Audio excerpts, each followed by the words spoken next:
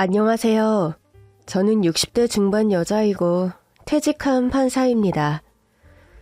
전 젊은 시절 법대를 나와 그 당시에 사법고시에 대학 졸업과 동시에 패스를 해서 판사가 되었고 40년 가까이 판사 일을 하다 얼마 전에 퇴직을 했죠. 남편은 검사였는데 같은 법조계에서 일하는 남편을 선배의 소개로 만났고 결혼을 한 뒤 슬하에는 아들 한 명을 두고 있습니다.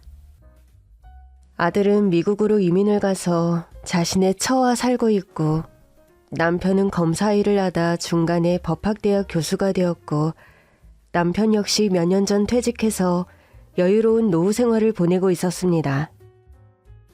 평생을 일에 매달려 바쁘게 살아온 저와 남편이기에 은퇴 후의 여유로운 삶이 참 좋더군요. 정해진 시간에 일어나지 않고 일주일에 사흘 이상은 낮잠도 실컷 자고 여행도 많이 다니고 맛집 순례도 다니고 그렇게 부부가 평생에 처음으로 배짱이 같은 생활을 하면서 일상을 즐기던 어느 날 저희 친정엄마께서 시한부 선고를 받으셨습니다.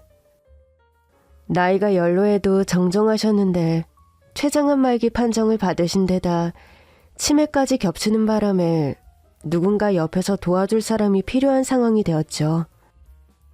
주변에선 다들 괜찮은 요양원 정보라면서 저에게 문자를 보내주고 연락처를 수소문해 주었는데 저는 엄마의 건강 상태를 알게 된 즉시 엄마가 사시는 허름한 단독주택으로 이사했습니다.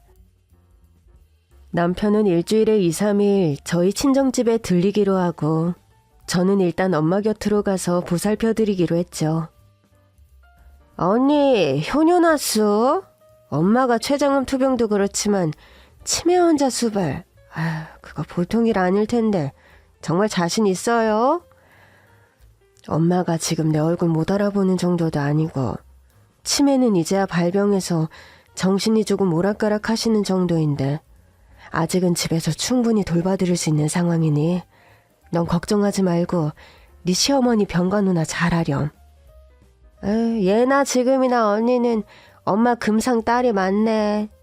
결국 엄마 마지막 병수발도 언니가 이렇게 나서서 하는 걸 보면 엄마한테 좋은 딸 되는 경쟁에서 난 한 번도 언니 이겨본 적이 없는데 마지막까지 꼭 언니가 이기고만 해. 경순아, 너 무슨 말을 그렇게 하니? 너 시어머니가 항암 치료 중이라 네가 엄마 돌볼 상황이 안 되어서 그런걸. 너는 또 식당 운영도 해야 하고. 알았어. 언니한테 고맙게 생각해요. 내가 평생 엄마하고 언니를 질투하다 보니까 습관이 돼서 그래. 이 마당에 내가 언니한테 고맙지 다른 억하심정 있어 그러겠어요? 노인 병수발 그거 보통 일 아닌데 간병인도 한 명 쓰면서 간호해요. 엄마 치매까지 겹쳐서 옆에서 보살펴드리는 거 쉽지 않을 거예요. 걱정 마라. 네 형부도 퇴임해서 펑펑 노는데 머슴 간병인도 한 명 확보했으니 너는 엄마 걱정은 접어두고 네 시어머니 간병이랑 식당 일이나 잘 신경 쓰렴. 무슨 일 있으면 바로 너한테 전화할게. 알았어요 언니. 주말엔 무슨 일이 있어도 엄마 보러 갈게요. 고생해요 언니. 동생이 그렇게 약간 뾰족한 반응을 보이는 데는 나름 이유가 있었습니다. 사실 제 유년기의 가정사는 복잡하고 불우한 편이었거든요. 10살 남짓할 때까지 저는 거의 천혜고하나 다름없는 처지였습니다. 저희 친엄마는 저를 낳고 아빠와 함께 사시다가 먹고 사는 일이 너무 힘이 든 나머지 저를 한동안 시골 외할머니 댁에 맡기고 식당 일을 하며 억척스레 돈을 모으셨다고 합니다. 열심히 돈을 벌어서 엄마가 자기 식당을 오픈할 정도가 되면 저를 데리고 가겠다 그렇게 말씀하시군 저를 외할머니 댁에 맡겼다고 해요. 그러던 어느 날 엄마는 일하던 식당에 화재 사고가 나는 바람에 돌아가셨고 그 보상금을 고스란히 챙긴 아빠는 그 엄마의 목숨값과도 같은 돈을 노름에 탕진하고 말았습니다. 그 와중에 외할머니까지 돌아가시고 저는 결국 아빠 품에 되돌아와 생활하게 되었는데 아빠는 노릇만 하는 것이 아니라 하루가 멀다 하고 술고래가 되어 집에 들어오는 일이 다반사인 사람이었습니다. 그러다 거기다 단골 술집 마담 여자와 살림을 차리게 되었는데 그 여자는 제대로 돈도 못 벌면서 기둥서방 노릇이나 하는 아빠의 딸인 저를 처음부터 못마땅히 했습니다. 5살 언저리의 기억인데도 지금도 저를 노려보며 반찬이라곤 거의 단무지뿐인 식은 밥을 저에게 내팽개치듯 던져주던 그 여자의 표독스러운 얼굴이 생생합니다. 그렇게 구박댕이 찬밥 신세로 지내다가 어느 날 제가 10살이 되던 해에 쌀쌀한 늦가을이었습니다. 아주 밤늦게 아빠와 그 여자는 차에 저를 태우고 어디론가 데려가더니 잠깐 슈퍼에 다녀온다면서 두 사람만 차를 타고 떠나버렸죠. 저는 그렇게 처음 와보는 도시에 처음 본 동네에 한밤중에 버려진 겁니다. 말도 안 되는 유기의 상황을 겪었던 거죠. 아무리 기다리고 기다려도 아빠와 그 새엄마는 저를 다시 데리러 오지 않았죠. 그런 우여곡절 끝에 고아원에 맡겨져 한 반년 정도 지났을 무렵 저는 지금의 친정엄마에게 입양이 되어서 엄마의 딸로 평생을 살아오게 된 것이죠. 엄마가 저를 입양해서 집으로 데려가셨을 때가 제가 11살이 되던 해의 겨울로 기억합니다. 엄마는 아이가 없는 것도 아니었습니다. 남편도 있었고 저보다 2살 어린 딸도 한 명 있었죠. 그런데도 자신의 딸보다 나이도 2살이나 많은 저를 입양하는 것을 두고 고아원 원장님도 그런 소리를 하시던 게 기억납니다. 데려가시는 아이보다 어린 딸도 있다 들었는데 굳이 입양을 결정하시는 이유를 물어봐도 될까요? 보통 입양을 원하시는 일반적인 사유를 많이 비켜가시는 듯해서요. 뭐 그렇게 거창한 이유는 없습니다. 제가 딸이 한 명인데 자매를 한 명 만들어주고 싶어 그래요. 그렇다고 제가 또 출산을 할 계획은 또 없어서요. 성별이 다른 남매보다 자매가 있는 게 딸아이한테도 더 좋을 것 같아 그렇습니다. 그리고 무엇보다 저는 이 아이가 참 마음에 들고요. 그렇게 엄마 손을 잡고 고아원을 떠나왔던 것이 11살. 반백년 넘는 시간 동안 저는 엄마의 딸로 고마운 시간들을 살아온 셈이죠. 제가 입양되어 엄마의 집으로 들어갔을 때 아빠와 여동생이 못마땅한 얼굴로 저를 맞이하던 기억이 납니다. 어린 마음에도 이 집에서 나를 반기는 사람은 엄마 한 명이구나 라는 사실을 알 수 있었죠. 어쩌다 동생과 인형놀이를 하거나 장난감을 가지고 놀다가 사소한 다툼이라도 발생하면 난리가 났습니다. 동생은 불어 큰 소리로 울면서 아빠한테 달려가 고자질을 하고 제가 잘못을 하지 않았는데도 아빠는 나를 야단치고 이런 상황은 결국 아빠와 엄마의 싸움으로 번지곤 했습니다. 아니 당신 그러니까 왜 쓸데없이 애를 입양해서 사사건건 집안 분란을 만들어? 우리 딸이 왜 어디서 보도 듣도 못한 애 때문에 장난감을 양보하고 차별을 받냐고. 당신 그런 소리 희수 듣는 앞에서 절대 안 하기로 했지. 그런데 왜 어른이 돼서 아빠란 사람이 애 앞에서 자꾸 그런 소리야. 당신 자꾸 이런 식으로 나오면 당신하고 나 못 살아. 야, 너 지금 밖에서 주워온 애 때문에 버젓한 남편하고 딸을 버리겠다는 거야? 그게 말이야 막걸리야. 이 정신 나간 여편네야. 입은 비뚤어져도 말은 똑바로 해. 당신하고 못 산다고 했지. 내가 내 딸 자식 버린다고 한 적 없으니까. 그렇게 저 때문에 엄마 아빠의 싸움이 생기는 것이 싫어서 저는 어렸을 때 뭔가 동생과 작은 일이라도 다툼이 생길만 하면 무조건 제가 양보하는 버릇이 생겼습니다. 예쁜 옷이나 신발, 인형이나 장난감을 가지고서 그 후로 단 한 번도 동생과 싸움을 벌일 일은 하지 않았습니다. 하루는 맛있는 간식거리를 두고 학교를 파하고 돌아온 동생이 혼자서만 맛있게 먹고 있었습니다. 그 당시 엄마는 대포집을 운영하셨는데 대포집 출근을 하려고 방에서 나오시다 그런 동생의 모습을 보셨죠. 아니 둘째야, 너 도너츠를 네가 훌렁 다 먹고 있는 거야? 엄마가 시장 가서 사오면서 그거 분명히 언니랑 2개씩 먹으라고 한 건데 그걸 너 혼자 먹고 있니? 참나. 언니는 이거 먹기 싫다고 나한테 분명히 말한 거라고. 엄마는 잘 알지도 못하면서 날 욕심쟁이 취급이야? 야 희수야, 너 분명 도넛 안 먹는다고 말한 거 맞아? 그러지 말고 얼른 와서 너도 하나 먹어라. 얼른. 엄마, 경순이 말이 맞아요. 내가 먹기 싫다고 했어요. 내가 밀가루 음식 별로 안 좋아하잖아요. 저는 평소 도넛이라면 환장하는 간식이었지만 그날 역시 동생과 싸우기 싫어서 다 양보하고 방에 들어와 공부나 줄창하고 있었죠. 이런 사정을 짐작한 엄마는 동생을 혼내시고 생각 없다는 저에게 동생에게 빼앗아오다시피 한 도넛을 건네주시는 거였습니다.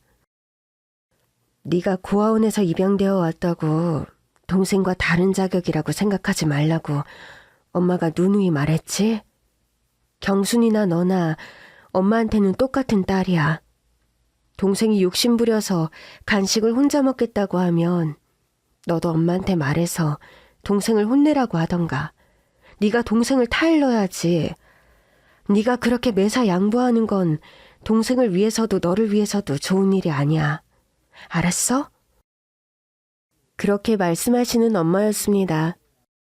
자라는 내내 사소한 다툼이나 제게 억울한 일이 생길 때마다 저의 호유무사를 자처하는 엄마셨죠. 엄마는 맨날 언니만 우선이고 나는 뒷전이지? 다른 집은 주워온 자식 차별하고 친자식을 더 예뻐한다던데 우리 집은 뭐가 바뀌어도 한참 바뀌었어. 나만 맨날 언니 대신 혼나고 저번에 운동화도 언니만 사주고. 운동화는 언니가 시험에서 1등해서 사준 거잖아. 너도 언니처럼 공부 좀 열심히 해서 성적 올려봐. 그럼 엄마가 운동화도 사주고 옷도 사줄 테니까. 됐어. 난 공부에 흥미 없어. 공부는 핑계고 엄마는 매사 언니한테밖에 관심 없잖아. 그렇게 엄마가 저와 자신을 차별 대우한다고 불만이 많은 동생이었습니다. 동생의 이런 항변은 일리가 있는 것이었기에 저는 늘 동생에게 미안한 마음이 컸죠. 엄마는 제가 데려온 자식이라고 눈칫밥 먹고 상처받을까봐 그게 싫으셔서 저를 배려한 것이었는데 그런 배려가 동생에게는 역차별로 작용한다는 것을 알고 있었으니까요. 해서 저는 평소에 동생과 관련해서는 웬만하면 제가 양보하고 싸움을 하지 않으려고 하는 편이었습니다. 이런 저의 성향을 엄마는 알고 계셨고요. 저로 인한 집안의 분란, 엄마 아빠는 저를 양육하는 문제에 관해 자꾸 다투셨고 평소에도 그다지 금슬이 그리 좋은 분들은 아니셔서 제가 중학교 갈 즈음에서 아빠는 자신의 본가에 가서 생활하겠다며 집을 나가버리셨습니다. 그때 친할머니께서 집에 찾아오셔서 한바탕 난리가 났습니다. 예, 경수애미야. 나 고아원에서 딸아이 1명 데려다 키운다 했을 때부터 마음에 안 들었다만 딱히 타박은 안 했는데 지금 주어원에 거둔다고 멀쩡한 내 자식을 네 남편을 집에서 내쫓는다는 게 말이 되느냐? 세상 천지 이런 경우 없는 일이 어딨어. 희수 너 처내고와 추워다 딸로 키워줬으면 고마운 줄 알고 네가 알아서 집안 분란 안 일으키게 조심해야지. 네가 얼마나 여시짓을 했으면 네 엄마가 이렇게 아빠까지 내쫓고 너만 딸이라고 감싸거든요. 응? 주워온 딸이면 주워온 딸답게 행동할 줄 모르고. 아이 앞에서 그런 말씀은 삼가주세요. 희수가 입양해온 아이긴 하지만 저한테는 경순이나 희수나 다 귀한 딸이기 매한가지예요. 너 말 한번 참 우습게 하는구나. 어떻게 경순이하고 희수가 똑같은 딸일 수 있니? 경순이는 엄연히 우리 천씨 집안 자손이고 희수제는 근본도 모르는 철천지 고아야. 비교할 걸 비교하고 감쌀 걸 감싸라. 너한테나 그렇지 나한테는 택도 없어.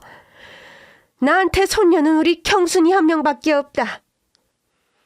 경순이가 제 몸으로 낳은 자식이면 희수는 제가 마음으로 낳은 자식입니다. 희수 앞에서 자꾸 이런 말씀하실 거면 앞으로 저희 집에 오시지 마세요, 어머님. 그렇게 시어머니에게 대놓고 저를 보호한다고 선을 긋는 엄마였습니다. 저는 정말 감사하면서도 늘 집안의 그런 분위기가 좌불안석이었습니다. 처음에는 온건한 가정에 딸로 입양된다는 사실이 좋았는데 상황이 자꾸 이렇게 되다 보니 뭔가 나로 인해 가정불화의 씨앗이 되는 것 같아 못내 마음이 불편했죠. 제가 이런 사실을 말씀드리고 식구들 앞에서 대놓고 저를 편들지 말아달라고 엄마에게 말씀드린 적이 있습니다. 엄마가 저를 생각해 주시는 것 잘 알고 감사하지만 엄마가 너무 대놓고 저를 감싸는 게 되려 더 마음이 불편하다고요. 너를 감싸고 안 감싸고의 문제가 아니야. 난 널 입양하는 순간 내 딸로 받아들였고 넌 이미 우리 집안 호적에도 오른 버젓이 엄마 딸이다. 널 키우는 것도 널 딸로 선택한 것도 엄마이고 애초에 다 동의해놓고 이제와 저렇게 행동하는 집안 어른들 네가 신경 쓸 것 없다. 그리고 경순이는 아직 어리고 철없는 동생이니 네가 좀 이해해주고 엄마가 딸을 보호하고 감싸는 건 당연하단다. 만약에 경순이가 네 처지였어도 엄마는 마찬가지로 행동했을 거야. 그렇게 말씀하시는 엄마였고 저는 엄마의 그런 마음과 사랑에 부응하기 위해 정말 악착같이 공부했습니다. 제가 엄마의 그런 사랑에 보답하는 길은 공부를 열심히 해서 훌륭한 사람이 되어서 엄마의 면을 서게 하는 엄마가 사람들에게 자랑할 수 있는 딸이 되자 보답의 길은 그것밖에 없다고 생각해서요. 다행히 공부머리가 있었고 남들보다 2배, 3배 열심히 독하게 공부한 덕분에 저는 서울 명문대학의 법대에 진학도 했습니다.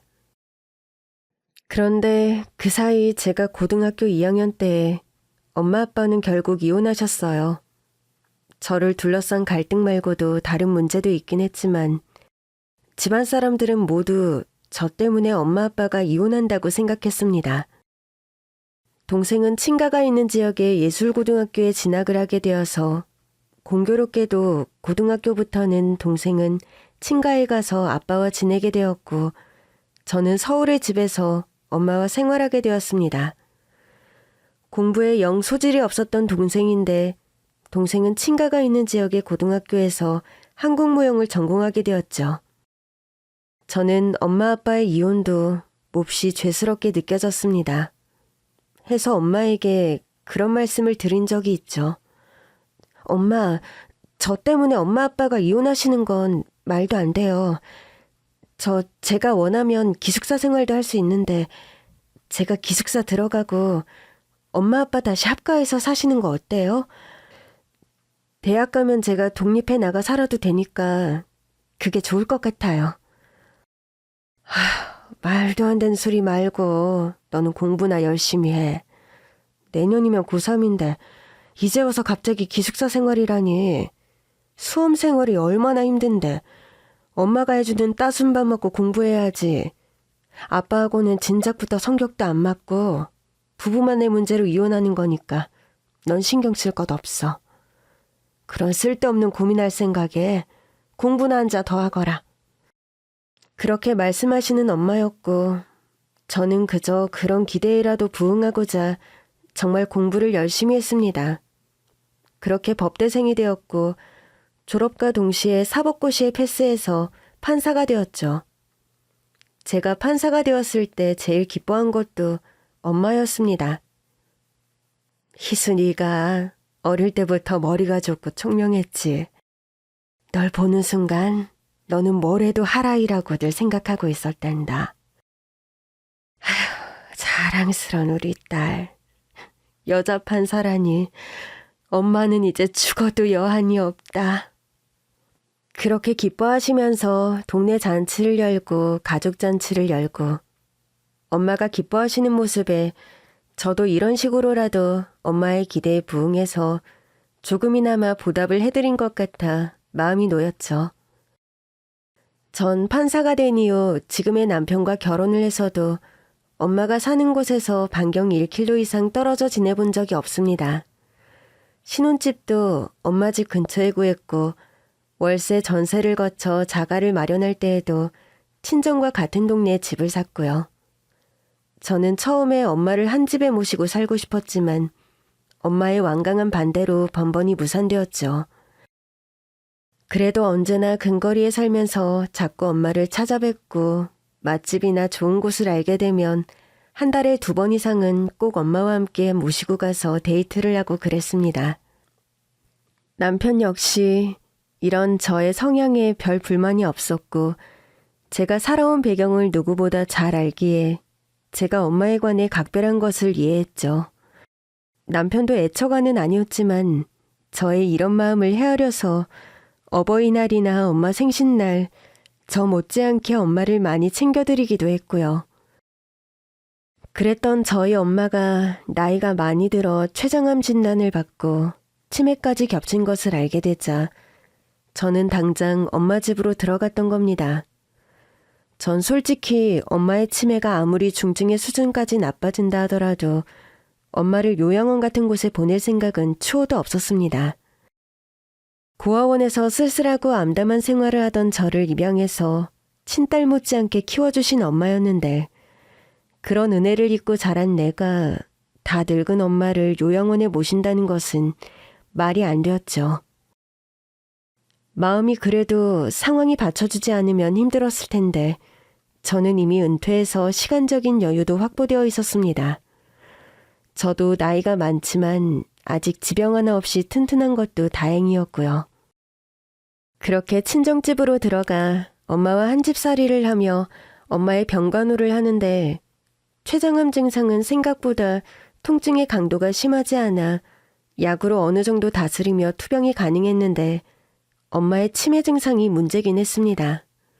심각하고 위험한 일을 하시는 건 아니었지만 매일 이웃 동네의 멀쩡한 카페에 가서 소란을 일으키는 엄마였습니다. 틈만 나면 그 카페에 찾아가서 대뜸 불이야, 아유 불이야, 당장 다 나와.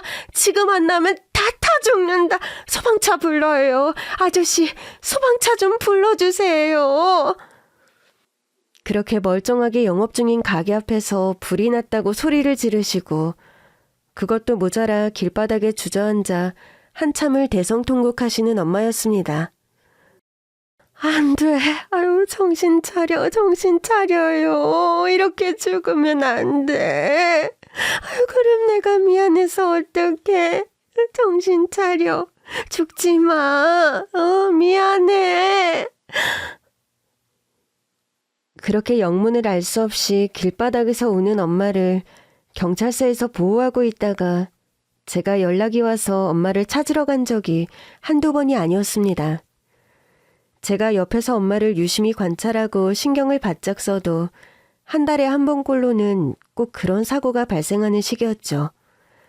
그날도 엄마가 점심 식사를 마치고 약까지 다 드신 후에 낮잠을 주무시길래 큰 걱정하지 않고 저는 욕실로 들어가 샤워도 하고 화장실 청소를 하고 있었습니다. 그런데 갑자기 다급하게 휴대전화가 울리더군요. 청소를 대충 마무리하고 전화를 받아보니까 아니나 다를까 경찰서였습니다. 저희 엄마가 저번처럼 그 카페 앞에서 소동을 일으키는 바람에 파출소에 모시고 있으니 와서 데려가라는 전화였죠. 제가 화장실 청소하는 사이 귀신같이 집을 빠져나가 또 그런 소동을 일으키신 것이 분명했죠. 저는 부랴부랴 옷을 갈아입고 당장 경찰서로 달려갔습니다. 엄마는 아무 일이 없었던 사람처럼 천진하게 웃으면서 경찰이 잡수라고 내어준 과자를 맛있게 드시고 계시더군요. 엄마, 오늘도 그 카페에 갔었어요? 대체 젊은 사람들 많이 가는 그 카페에는 엄마가 무슨 볼일이 있다고 자꾸 가세요. 남의 영업하는 가게에 그렇게 찾아가서 소란 피우면 안 돼요. 과자 맛있어, 엄마? 아이고, 과자 참 맛나다. 너도 하나 먹을래? 엄마, 나는 점심을 많이 먹어서 생각이 없어.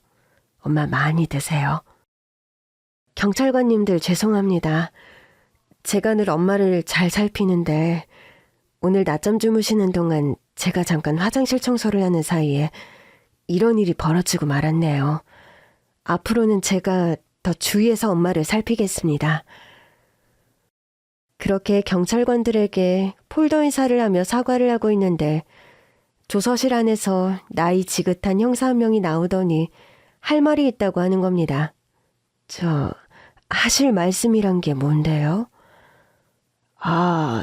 제가 옛날 기록들 뒤져볼 일이 있어서 훑어보다가 여기 할머님과 관련된 사건 하나를 알게 됐어요. 예? 저희 엄마요? 저희 엄마는 무슨 범죄 전력이 있는 분이 아닌데요. 제가 시효경찰이라는 별명이 있을 만큼 예전 사건들 조사하고 알아보는 게 일입니다. 그런 것과 관련한 소설을 쓰고 있어서 그런데요. 할머님께서 틈만 나면 그 특정한 카페에 가서 반복적으로 소동을 일으키는 게 미심쩍어 그 장소에 관한 뭐 특별한 기록이 있나 찾아보게 되었습니다. 그런데 아니나 다를까 판사님, 사실 김복술 할머니는요. 시효경찰이라는 별명이 붙은 그 형사가 추적한 사건의 전말은 다음과 같았습니다. 김복술은 저희 엄마의 본명이십니다. 김복자 술자. 이름도 복스러운 저희 엄마시죠. 엄마가 매일 가서 부리야 소리를 지르며 사람들에게 대피하라 외치는 그 카페는 사실 엄마가 아주 옛날에 운영하던 썰렁탕집이 있던 자리라고 하네요. 엄마는 그 카페 자리에서 오랫동안 설렁탕집을 하셨는데 어느 날 설렁탕집에 아주 큰 화재 사고가 났다고 합니다. 화재의 원인은 설렁탕 육수를 끓이던 주방에서 가스가 새는 바람에 폭발이 이루어졌고 그로 인해 아주 큰 화재 사고로 이어졌던 거라고 하네요. 주방에서 육수를 끓이던 아주머니 한 명이 그날의 사고로 목숨을 잃었는데 그 목숨을 잃은 화재 사고의 당사자가 바로 저희 친엄마셨던 겁니다. 그때 화재 사고가 아주 크게 났던 바람에 식당 주인이었던 할머님께서도 조사를 자세히 받았는데 사망자와의 관계를 추궁하던 과정에 그런 조서 사실을 훑어보다가 그 돌아가신 분이 판사님 어머님이라는 사실도 알게 되었습니다. 맞아요. 저도 저희 엄마가 식당에서 일을 하시다 무슨 사고로 돌아가셨다고 들었는데 그게 화재 사고라고 말씀은 아무도 안 해주셔서 그때만 해도 판사님이 어리셨기 때문에 화재 사고로 엄마가 돌아가셨다고 하는 게 신경이 쓰였을 겁니다.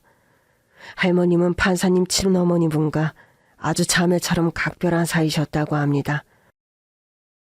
할머님은 그때 화재 사고로 조서를 받으면서 펑펑 우시면서 돌아가신 분에게 어린 딸이 있는데 그 딸에게 미안해서 어떻게 하냐며 엄청 자책하셨다고 하더군요.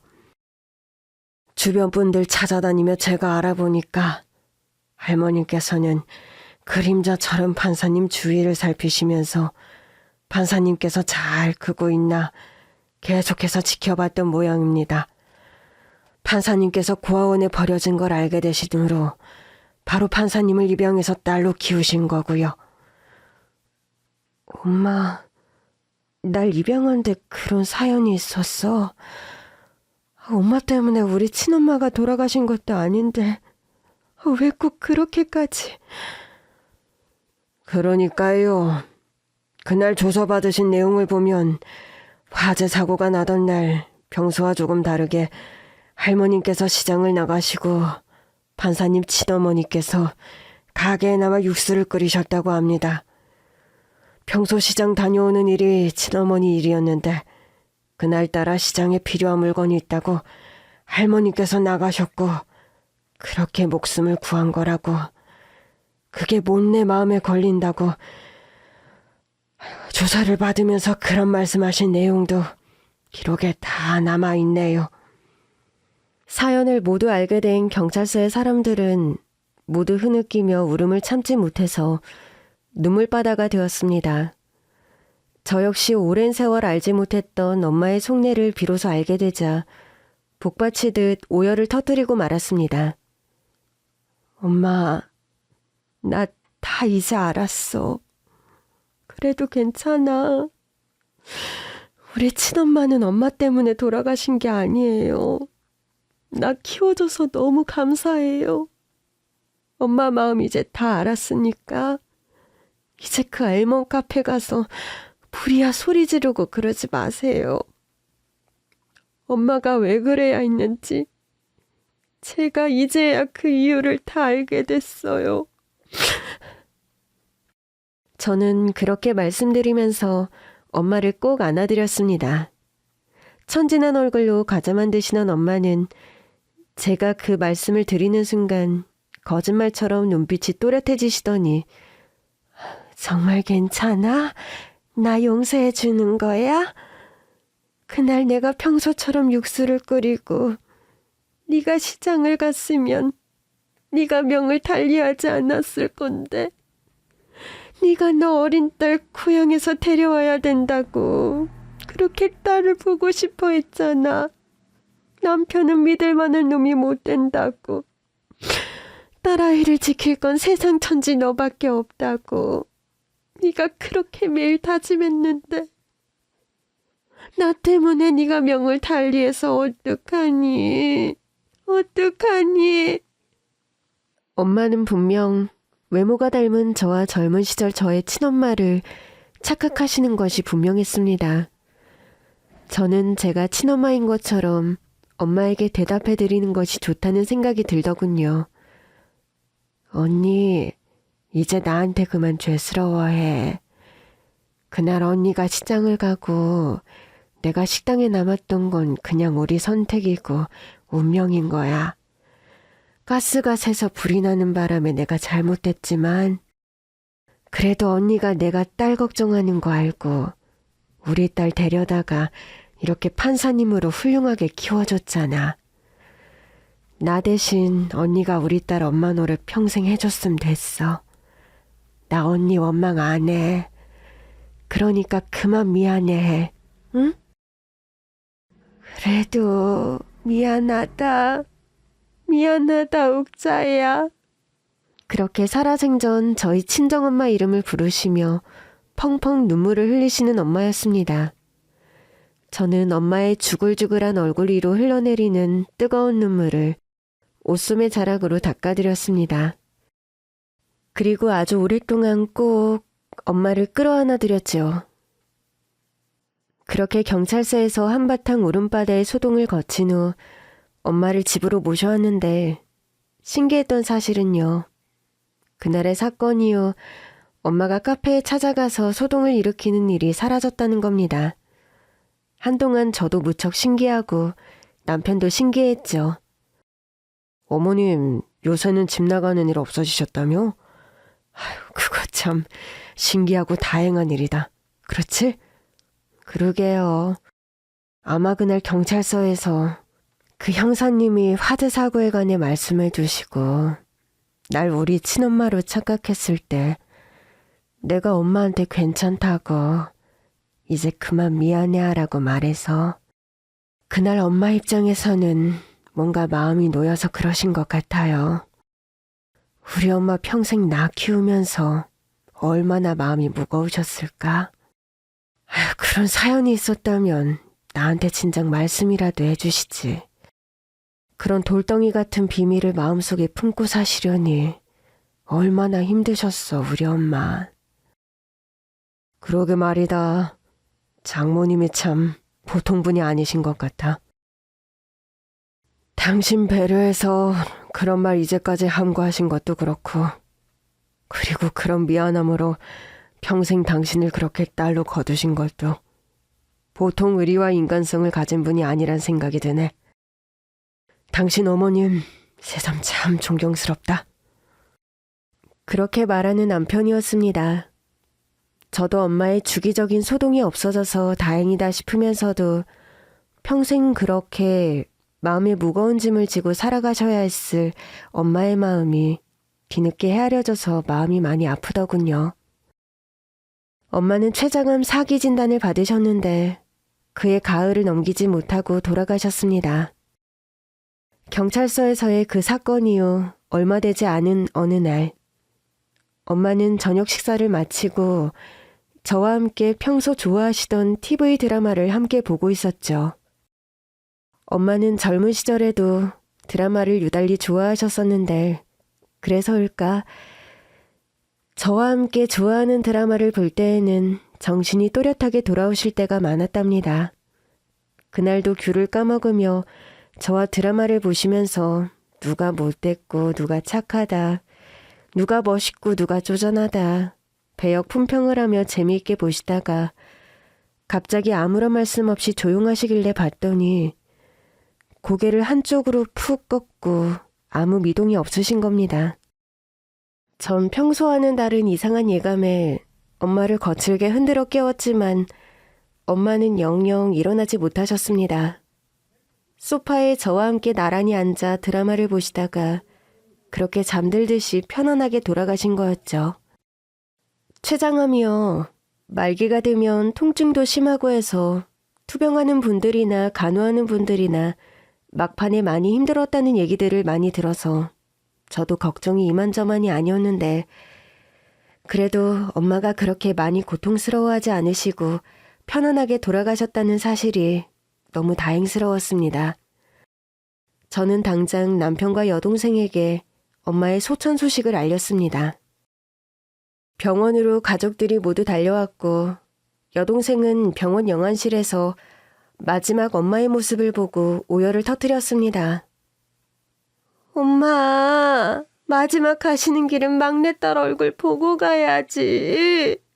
마지막 가는 길마저 언니 품에서 돌아가셔버리면 제가 섭섭해서 어떡해요, 우리 엄마. 어? 엄마, 좀 일어나 보셔요.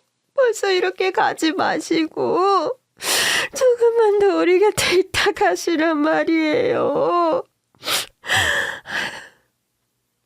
그렇게 온 가족이 슬퍼하는 가운데 엄마의 장례식이 이루어졌습니다. 복잡한 장례의 절차들을 다 마무리한 뒤 동생과 마주 앉아 그간 못했던 이야기들을 나누었습니다. 저는 동생에게 저의 친엄마와 엄마의 사연을 자세하게 들려주었습니다. 엄마가 평생 숨겨오신 비밀을 전해들은 동생은 정말 기함할 듯이 깜짝 놀라더군요. 엄마는 그런 사연을 숨기고 언니를 입양하고 그래서 엄마는 옛날에 그렇게 언니를 감싸고 맨날 나만 남으라고 그러셨던 거구나. 난 엄마한테 그런 이유가 있는 줄도 모르고 맨날 철없이 언니랑 나를 차별한다고 아각대긴 했으니 정말 그때로 다시 돌아간다면 엄마를 좀 더 이해해드리고 언니하고도 그렇게 다투지 않았을 텐데. 경순아, 너도 그거 몰라서 그런 거잖아. 그리고 나 역시 너무 죄스러운 건 마찬가지야. 엄마는 그런 무거운 속내를 평생 숨기고 사시느라 엄마가 가장 힘들고 마음이 아프셨을 거야. 그리고 본의 아니게 매번 너를 혼내고 나를 편들어야 했던 엄마 마음. 난 지금도 사무치고 너무 죄송하다. 미안해야 할 사람은 나야. 경순아, 미안하다. 나로 인해 크면서 엄마한테 네가 서운한 거 많았다는 거 다 알고 있어. 정말 미안해. 아니야, 언니. 진실을 알고 나니까 엄마가 왜 그렇게 언니를 감사해야 했는지 알게 됐어. 내가 엄마 입장이라도 그랬을 것 같아. 나는 엄마가 낳은 딸이고 미안할 게 없는 입장인데 엄마한테 언니는 아무에게도 말 못하는 아픈 손가락이었던 거지. 내가 당연히 이해해야 하는 상황이었는데 나는 아무것도 몰라서. 그만 울어, 경순아. 네가 이렇게 마음 아파하는 거 엄마도 절대 원하지 않으실 거야. 언니, 내가 크면서 엄마가 언니를 더 예뻐한다고 언니한테 못되게 굴고 질투했던 거 용서해줘. 매사에 언니가 흠잡을 데 없는 데다 엄마 사랑 독차지하는데 언니는 똑똑해서 공부까지 잘하니까 솔직히 언니한테 정이 안 갔어. 그래도 그러면 안 되었던 건데. 내가 네 입장이었더라도 그럴 수밖에 없었을 거야. 어느 날 갑자기 언니라고 고아원에서 데려왔는데 엄마라는 사람은 사사건건 언니 편만 드니까. 어린 네가 얼마나 마음이 안 들었겠니? 난 솔직히 엄마가 내 편 들어주시는 거 마음 안 편했어. 너한테 항상 미안했고. 아니야, 언니. 내가 좀 더 그릇이 컸어야 했어. 언니는 엄마 사랑 받은 만큼 또 평생 엄마한테 효도 많이 했잖아. 난 공부 못해서 무용으로 대학까지 갔지만 지금 식당 하고 있는데 언니는 전공 살려서 졸업과 동시에 판사가 되고 검사 남편과 결혼해서 문제없이 결혼 생활도 잘하고. 난 엄마 닮아 그런가? 이혼까지 해서 불효했잖아. 난 내 인생이 안 풀릴 때마다 그래도 언니가 잘 나가고 잘 사는 게 그렇게 안심이 되더라. 나만 딸이었음 우리 엄마가 자랑할 건덕지가 하나도 없었을 건데 판사 언니가 있어서 우리 엄마가 그래도 어깨 좀 펴고 다니겠구나 하고. 그런 말이 어딨니? 이혼이 무슨 인생 실패도 아니고 이젠 선택의 시대가 된 마당에. 게다가 너 식당 시작한 후론 장사 잘 돼서 돈도 얼마나 많이 벌었니? 엄마 해외여행도 많이 시켜드리고. 진짜 효녀는 너야. 아니야, 언니가 진짜 효녀야.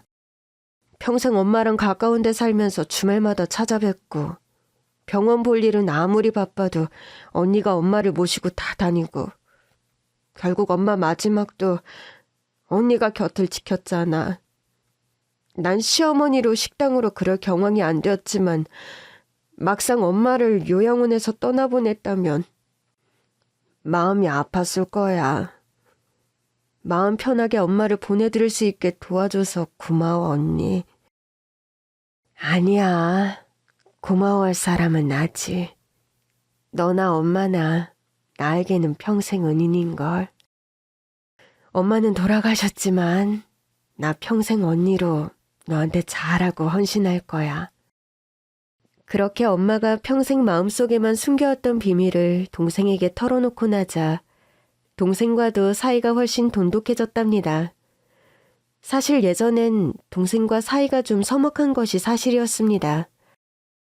어느 집이나 자매간에 부모님을 사이에 두고도 누굴 더 예뻐한다, 차별한다, 어느 정도 갈등이 있는 것이 사실이었지만 저희 집안 같은 경우는 그 상황이 좀 더 특별하고 심했거든요. 전 동생 눈치 보고 미안해하고 동생은 왜 맨날 언니가 우선이야? 불만일 수밖에 없던 상황들. 엄마의 속 깊은 배려였다는 것을 동생도 이제는 알게 되었고 동생은 과거의 질투나 안 좋은 감정들을 모두 뒤로하고 저와 각별한 자매 사이가 되었습니다. 엄마의 유품을 정리하다가요. 엄마의 오랜 일기장을 한 권 발견했습니다. 그 일기장은 저와 동생을 키우며 있었던 사소한 에피소드, 그날의 감정들을 짤막하게 기록해 놓은 것이었는데 엄마는 그 당시에 대포집 운영으로 눈코 뜰 새 없이 바빴는데도 언제 이런 일기 비슷한 것을 썼는지 참 놀랍더라고요. 일기의 내용이란 것이 대부분 저와 동생을 키우며 생기는 애로사항들 위주라서 마음이 먹먹한 부분들이 많았습니다. 엄마 일기에는 그런 내용들이 많더군요. 어쩔 수 없이 동생과 저를 차별하게 된다. 큰애와 둘째를 공평하게 대해야 하고 내 감정과 죄의식으로 인해 큰애에게 치우쳐서는 안 된다. 그런데 오늘도 그런 실수를 하고 말았다. 부디 둘째가 이런 내 마음을 이해해 줄 날이 와야 할 텐데. 뭐 이런 내용들이 많았고 저는 그 빛바랜 엄마의 일기장을 동생에게 주었습니다. 동생 역시 엄마의 일기를 차분하게 다 읽고 난 뒤 결국 울음을 터뜨리더군요. 엄마의 뒤늦은 진심을 알고서 가장 마음 아파한 사람 중에 한 명이 제 동생이었답니다. 엄마를 떠나보내고 난 뒤 함께 엄마를 그리워하고 추억하다 보니 동생과는 더 사이가 가까워졌죠. 동생과 나에게 세상 누구와도 공유할 수 없는 유일한 감정, 엄마에 대한 사무친 그리움과 그 그리움으로 인한 많은 기억들, 그런 것들을 함께 이야기하고 나눌 수 있는 사람이 저와 동생이었으니까요. 요즘도 저와 동생은 시간만 나면 엄마가 모셔진 추모원을 찾습니다. 경기도 외곽에 아주 풍광도 좋은 그 추모원의 아주 양지 바르고 따뜻한 자리에 엄마의 위패가 모셔져 있습니다. 며칠 전에도 엄마의 생신을 맞아 동생과 손을 잡고 추모원에 다녀왔습니다. 생전 엄마가 그렇게도 좋아하시던 안개꽃 한 다발을 사들고요. 엄마, 하늘나라는 어떻게 좀 지낼만 하세요? 오늘 날씨도 좋고 식당도 쉬는 날이라서 언니랑 같이 엄마 보러 왔어요. 엄마, 나 이제는 옛날처럼 언니한테 짜증도 잘 안 내고 다투지도 않아요. 그리고 엄마가 왜 자꾸 언니 편만 들어야 했는지 나 그거 이제야 알게 됐어. 엄마, 미안해요.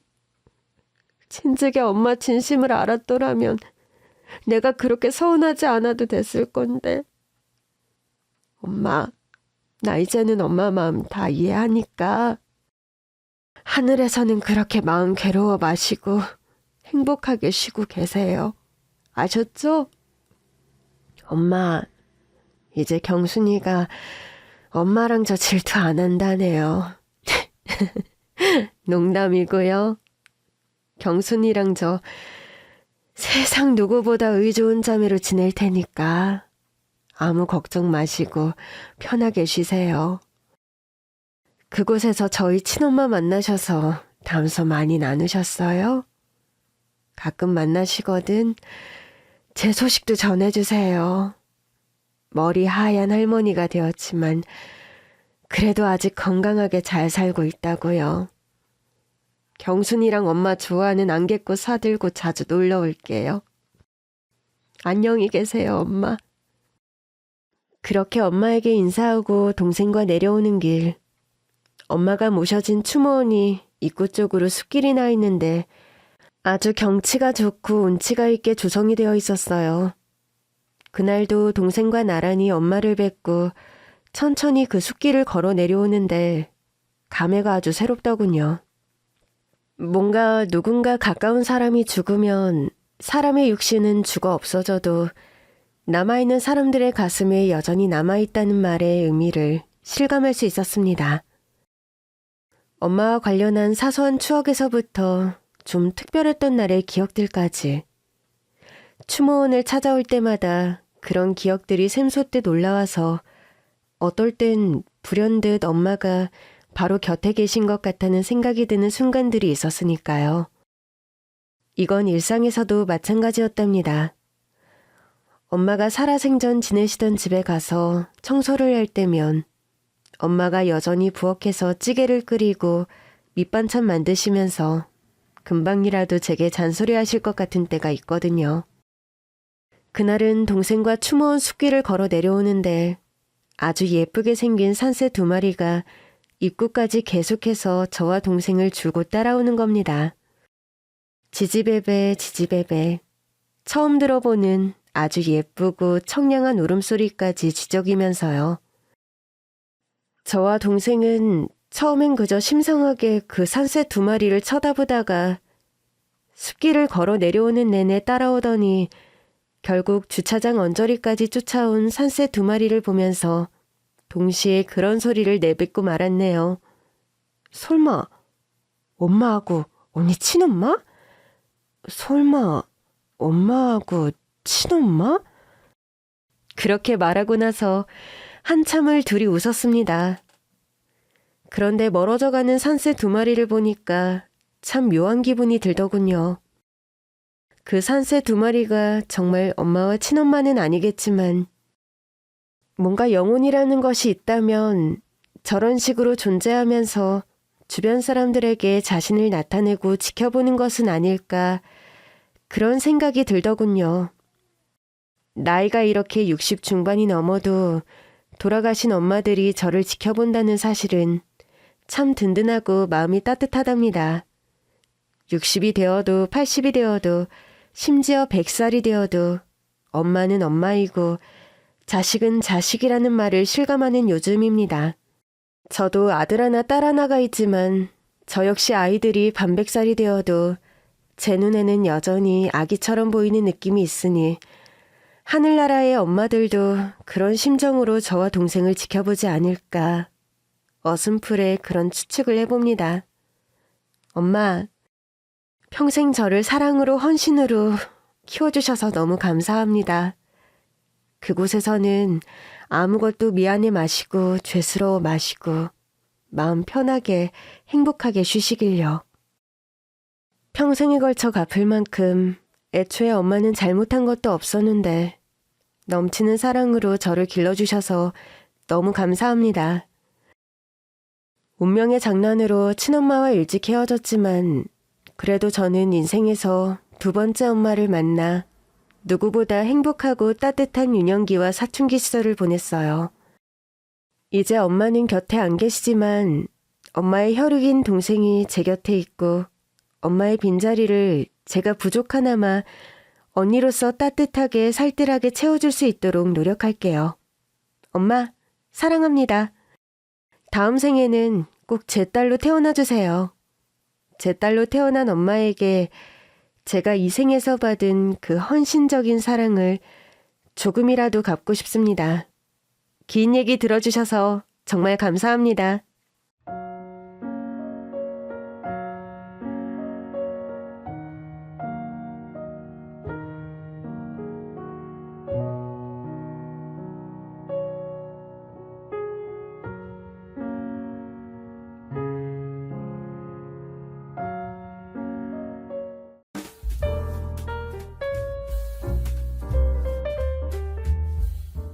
여러분, 안녕하세요. 시간이 참 빠르게 흘러가네요. 누구에게나 공평하게 주어지는 시간이지만 사람에 따라 빠르기도 느리기도 하겠죠? 저는 이제 대중교통을 타면 노약자석에 앉는 게 당연한 나이가 됐습니다. 수많은 세월 속 풍파를 맞으며 70년을 넘게 살았더니 이젠 무슨 일이 벌어져도 그냥 그러려니 하고 넘어가게 되네요. 누군가는 이게 삶에서 터득한 지혜라고도 하고 누군가는 이제 더 이상 새로울 게 없어 무뎌진 거라고도 하네요. 뭐가 됐든 저는 이렇게 할아버지가 됐다는 거겠죠. 이걸 듣고 계시는 여러분들의 나이는 어떻게 될까요? 제 동년배가 있다면 꽤나 반가울 것 같습니다. 저는 6.25 한국전쟁이 터지기 한 달 전에 태어났어요. 저의 부모님은 아직 사리분별도 못하는 저를 데리고 피난 다니셨죠. 어머니는 저를 낳고 제대로 몸조리도 할 수 없이 저를 업고 매일 걸으셨어요. 정말 고된 하루하루였겠죠. 정말 갓난쟁이였던 저는 어쩌면 부모님의 피난 생활의 짐이었을지도 모르겠습니다. 그렇게 전쟁을 피해 아래로 내려가신 부모님은 부산에 터를 잡으셨어요. 아마 많은 피난민이 부산에 터를 잡고 생활하셨겠죠. 저희 부모님 역시 마찬가지였습니다. 먹을 것이 정말 귀했던 시절, 그래도 어찌어찌해서 밀가루는 구할 수 있었다고 해요. 저의 어머니는 그 밀가루로 국수도 만들고 수제비도 만들고 하며 저를 먹이고 키우셨을 겁니다. 그리고 손맛이 좋았던 어머니는 그 귀한 밀가루로 다른 집의 여인들과 마찬가지로 국수를 만들어 팔기 시작했죠. 맞아요. 이게 여러분들이 부산에 놀러오면 먹는 그 밀면의 시초입니다. 어머니가 오래 살아계셨다면 어쩌면 여러분들 중 누군가는 저희 어머니가 만든 밀면을 먹었을지도 모르겠네요. 전쟁은 쉽게 끝나지 않았고 국지전이 이어지길 3년, 남과 북은 휴전협정을 했습니다. 그때가 제 나이로 3살 때네요. 원래 서울에서 살았던 부모님은 휴전 이후에 다시 올라가지 않고 계속 부산에서 밀면을 팔며 지내셨습니다. 그리고 다음 해인 1954년에 남동생이 태어났습니다. 그나마 다행이죠. 동생은 전쟁이 끝나고 태어나 저처럼 피난 다니며 고생할 필요는 없었으니까요.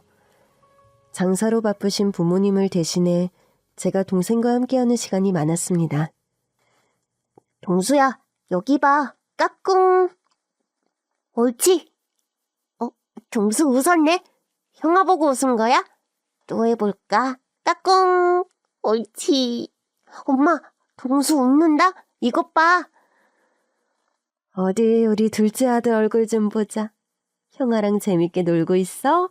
응? 엄마가 많이 못 안아줘서 서운했어요.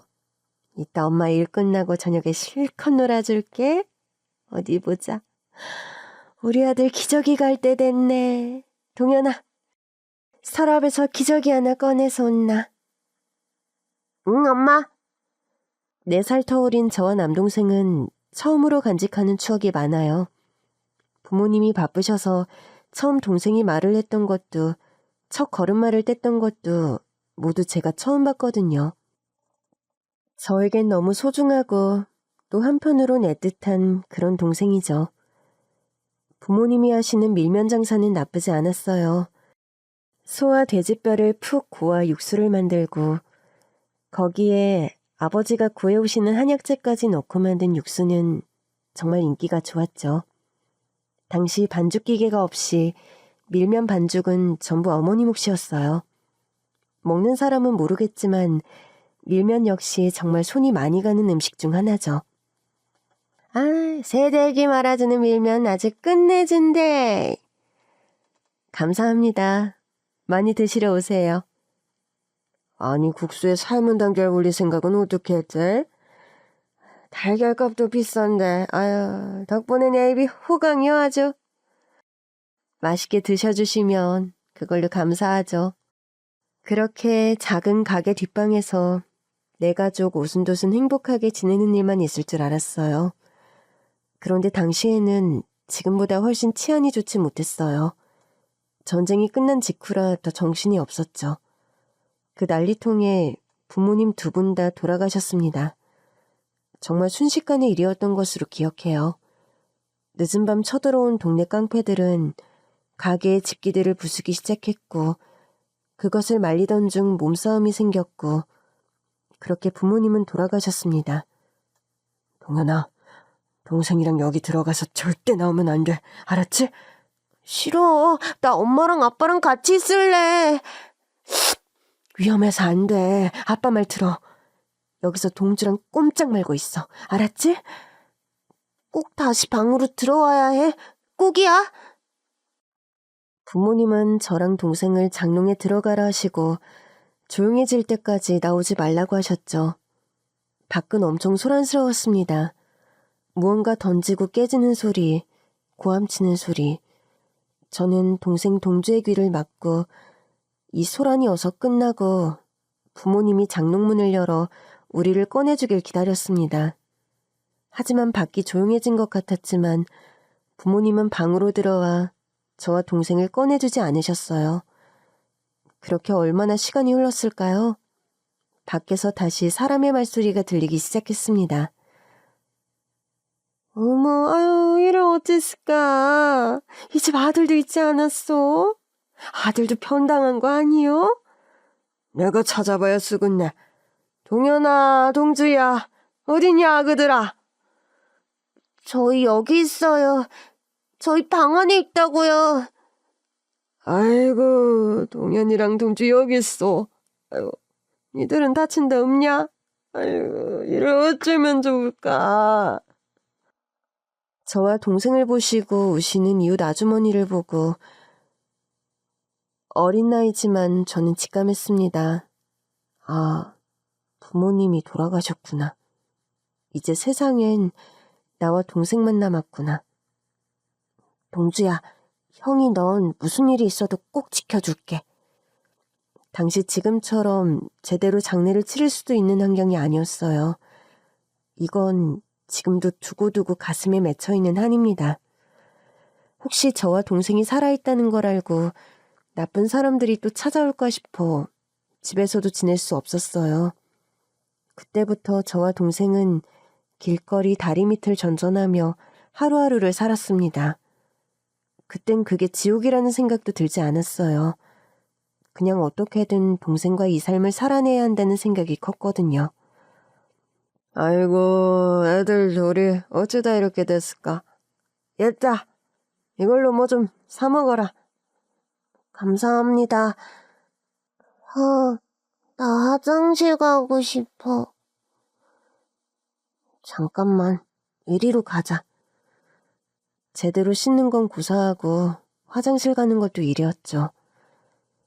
눈동냥으로 간신히 배운 글로 동생도 가나다랑 이름 쓰는 건 알려주고 학교 입학도 못한 채 그렇게 자라 저는 13살이, 동생은 9살이 됐습니다. 형, 꼭 그렇게 해야겠어? 걱정하지 마. 동주 지금 배고프잖아. 형만 믿어. 그리고 형이 봐둔 곳이 있거든? 이제 거기 가면 이렇게 매일 다리 밑이 아니라 집에서 편하게 잘 수 있을 거야. 거기 물도 잘 나오더라. 그래도 조금만 기다려. 일단 점심부터 해결하자. 형, 조심해야 해. 알았어. 동생의 배고픔이 먼저였던 저는 빵집으로 들어가 계산하지 않고 빵을 들고 나왔고 당연하게도 주인 아주머니께 걸렸습니다. 너 이게 뭐 하는 짓이야? 어린 것이 벌써부터 나쁜 것만 배워서 아주 혼쭐이 나야 정신을 차리지. 자, 아저씨! 얘 토막 못 가게 잘 붙잡고 있으세요. 아주 소년원에 들어가서 살아봐야 정신을 차리지. 정말 잘못했어요. 동생이 굶고 있어서 그랬어요. 한 번만 봐주세요. 저 없으면 동생 혼자 어떻게 살아요. 그런 게 걱정됐으면 나쁜 짓을 하지 말았어야지. 맞죠. 제가 잘못한 일이죠. 아무리 그래도 남의 물건에 손대는 건 하지 말았어야 했는데 말이죠. 그저 동생을 굶기지 않겠다는 생각에만 빠져서 해선 안 될 행동을 하고 그렇게 전 소년원에 들어가게 됐습니다. 형, 넌 가지 마. 형이 나오면 동주 꼭 찾으러 갈게. 형 걱정하지 말고 잘 지내고 있어. 알았지? 형이 말했던 그 집에서 생활하면 돼. 동주야, 형이 미안해. 너무 미안해. 결국 이렇게 전 동생을 혼자 뒀습니다. 소년원의 생활은 그냥 조용히 지냈어요. 빨리 여길 나가서 동생을 만나야겠다는 생각만 하며 지냈습니다. 그렇게 시간은 흘러 저는 성인이 됐고 다시 세상에 나왔습니다. 제가 제일 먼저 한 일은 당연히 동생의 행방이었습니다. 전혀 알 수 없었던 동생의 행방. 제발 그곳에서 무사히 잘 지내고 있었길, 무탈하게 있었길. 그래서 제일 먼저 찾아간 곳은 저와 동생이 지냈던 곳이었는데 벽돌집이 생겼더군요. 혹시 이곳에서 아직 동생이 사는 건 아닐까 배를 눌렀습니다. 사람을 찾으려고 왔습니다. 누구시오? 12년 전에 이곳에서 지냈던 어린 남자아이를 보신 적이 있으세요? 당시 9살 정도였는데요. 글쎄, 난 여기 이사 온 지 이제 1년밖에 안 돼서 모르겠는데. 여보, 혹시 여기서 전에 살았던 사람들 알아? 아니, 어머, 누구세요? 이 사람이 여기서 10년 전에 살았던 사람을 찾아서 말이야. 우린 여기서 산 지 얼마 안 돼서 몰라요. 궁금하면 저 아래 집 가서 물어보세요. 거기 할머니가 이 동네에서 엄청 오래 사신 것 같은데. 네, 말씀해 주셔서 감사합니다. 그렇게 저는 동네를 돌며 수소문했지만 제가 나쁜 짓을 냈던 빵집 자리도 다른 가게가 들어섰고 제가 기억하고 있었던 동네와 너무 많이 변해 있었습니다. 대체 어떻게 해야 동생을 찾을 수 있는지 너무 막막했는데 그것보다 더 급했던 건 제 앞날이었습니다. 학교도 다니지 않았고 어린 나이에 전과가 있는 저를 어떤 곳에서도 일을 시키려고 하지 않았죠. 그렇게 떠돌다 들어간 곳이 건물 공사장이었습니다. 전씨, 이거 빨리빨리 좀 옮겨. 젊은 사람이 왜 이렇게 느려? 죄송합니다. 당신 이렇게 일해서 어디 동생 찾을 수 있겠어? 어? 빨리 돈 벌어야 서울 가지. 이 돈은 택도 없어. 네, 빨리 요령 익혀서 일 제대로 하겠습니다. 그래도 한번 가르치면 금방 배워. 그건 다행이야. 이 돈으로 집을 사진 못해도 그래도 몸 누일 수 있는 방 하나는 구할 수 있을 거야. 그러니까 열심히 해. 그래야 동생도 찾고 하지. 그때 동생 사진이나 뭐 그런 건 없어? 그 시절 사진이 어딨나요? 그냥 제 기억 속에 품고 있는 거죠. 그래도 전 동생 보면 한 번에 알 수 있어요. 절대 몰라볼 수가 없다고요. 그래, 우리도 응원할게. 그러니까 이제 그만 쉬고 마저 일하자고. 네. 일은 거칠었지만 그래도 무탈하게 매일 열심히 일하고 있었습니다. 그런데 역시나 또 문제가 생겼습니다. 전씨! 빨리 짐 싸! 무슨 일이에요? 일단 짐 챙겨서 빨리 나와. 가면서 얘기해줄게. 잠깐만요. 금방 나가요. 같이 일하는 분의 급한 소리에 새벽에 눈도 제대로 못 뜨고 짐을 챙겨서 따라 나섰습니다. 이게 무슨 일이에요? 여기 건설사 사장이 야반 도주를 했대. 그래서 지금 사람들이 몰려오고 있다잖아. 저기 온다. 저 사람들 잡아라! 아니지, 우리 잘못도 아닌데 왜 우리한테 달려오는 거예요? 나도 모르지.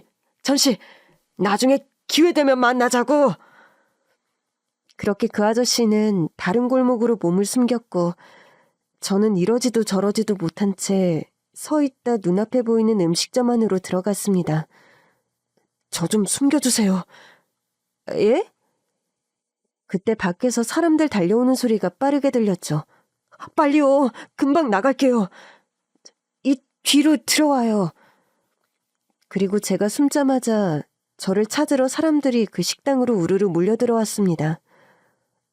아니지, 이 새벽에 문도 안 열었는데 무슨 일이요? 예의도 없이. 여기 사람 안 들어왔습니까? 당신들이 들어왔잖아. 이 시간에 행패야. 당장 안 나가? 여기 사람 안 숨겼냐고요. 내가 사람을 숨겼든 안 숨겼든 당신이 무슨 상관이야? 어딜 남의 장사집에 들어와 문 열기도 전에 이 난리야. 신고하기 전에 얼른 썩 나가지 못해? 얼른 나가. 나가지 못해? 저 나가면 되잖아요. 주인 아주머니 덕분에 살았습니다. 다 나갔으니 나와요. 정말 감사합니다. 사람들 상대로 사기치고 다니면 못 써. 저 사기꾼 아니에요. 오히려 저도 피해자라고요. 저 요 앞에 공사장 아시죠? 거기서 일하는 사람이었는데 건물 짓겠다는 사장이 도망가서 저렇게 사람들이 이 시간에 몰려온 거예요. 저야말로 피해자인데 왜 여기서 아무 죄 없이 일하는 사람들을 잡으러 왔는지 모르겠다니까요? 아파트인지 뭔지 짓는 거기 말하는 거구만. 아주 유난을 떨더니 결국엔 도망갔어? 참, 왜요? 그거 지겠다고 원래 살던 사람들 다 몰아냈잖아. 아주 꼴값도 그런 꼴값이 없었는데 이게 뭐하는 짓인지. 저는 그런 뒷얘기까진 잘 몰랐어요, 선생님. 됐어. 당신도 그런 거 하나도 모르고 그냥 돈 때문에 일한 거일 텐데. 지낼 곳은 있고? 아니요. 이제 찾아봐야죠. 일거리도 찾아야 하고. 뭘 멀리까지 가. 우리 가게에서 일해. 채소 나르고 돈 안 주겠다는 사람한테 돈 받아내고. 그런 거 잘할 수 있어? 그럼요. 맡겨만 주세요. 그렇게 저는 제 삶의 은인을 만나게 됐죠. 날이 밝고 제대로 보니 가끔 와서 밥 먹었던 한밭집이었습니다.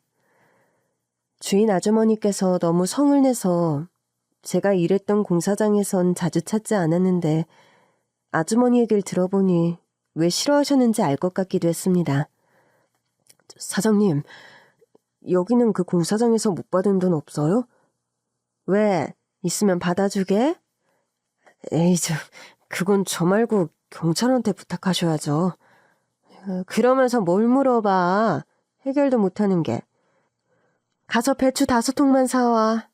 제대로 사와. 또 속 통 빈 거 사오지 말고. 알겠습니다.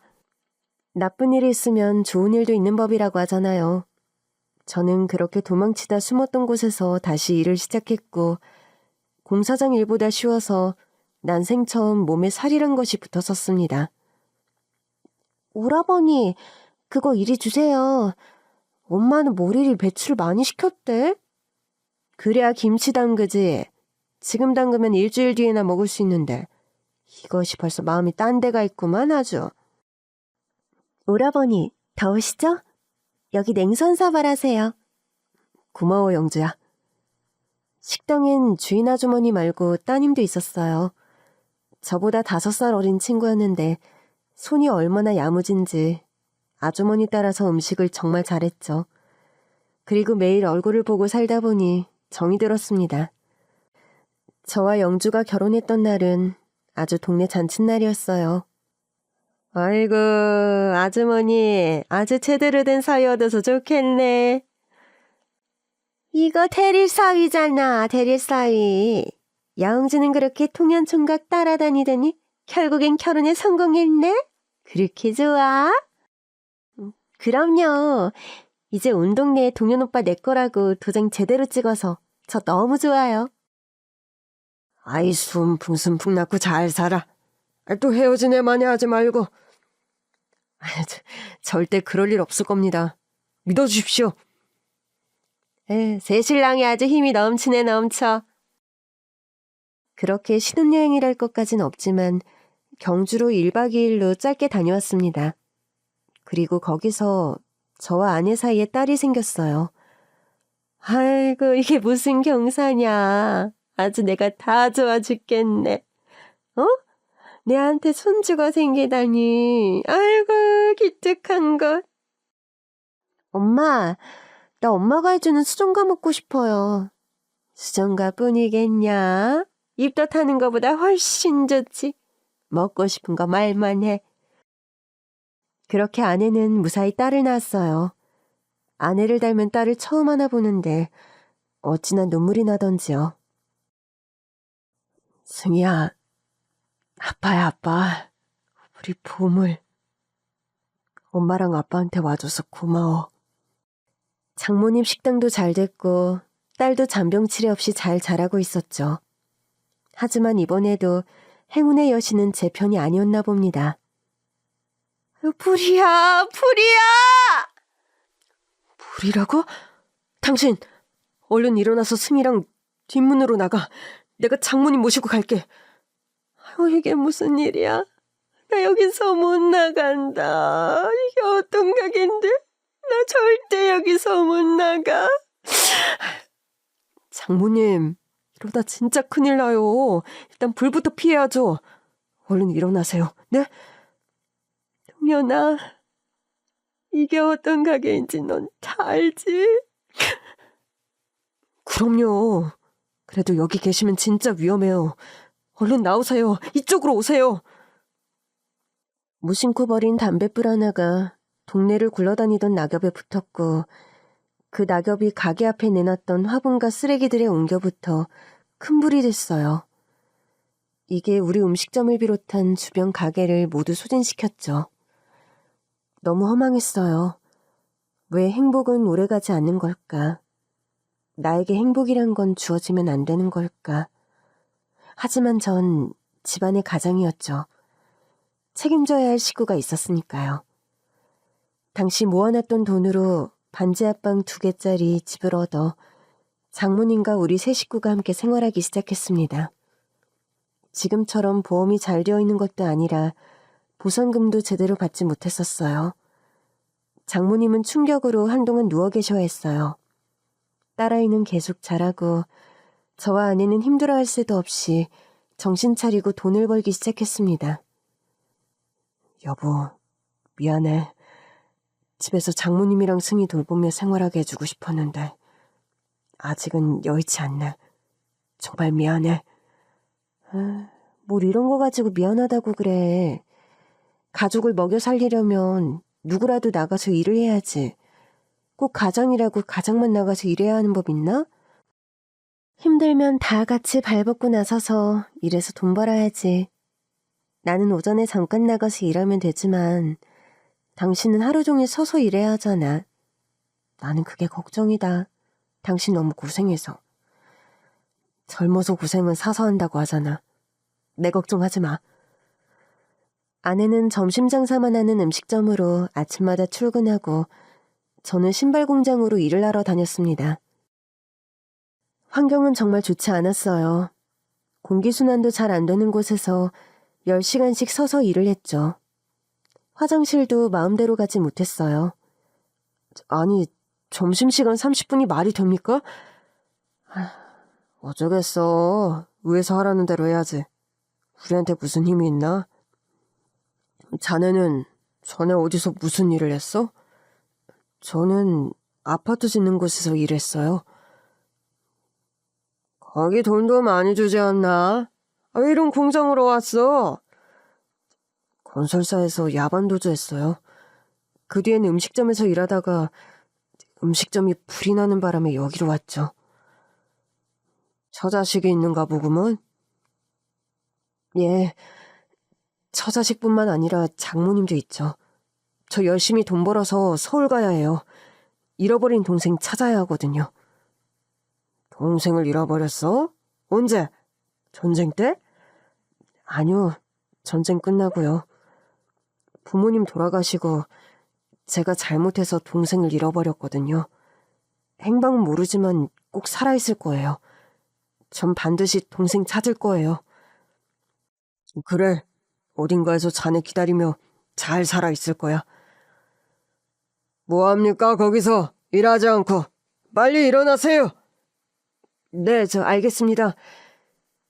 장모님을 만나고 나서도 동생의 행방을 계속 수소문했지만 전혀 알 수 없었어요.